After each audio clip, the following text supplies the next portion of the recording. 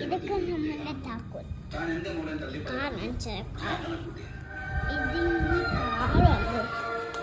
കാറില്ലല്ലോ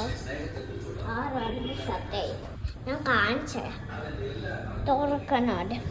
കണ്ടില്ലേ ഇതൊന്നും ബെഡുമല്ല function bed ഇവരെ കണ്ടില്ലേ താറക്കണ താറ് ഞാൻ അങ്ങോട്ട് വായി പോവാം ഇനി എനിക്ക് ഈ താക്കോലുണ്ടില്ലേ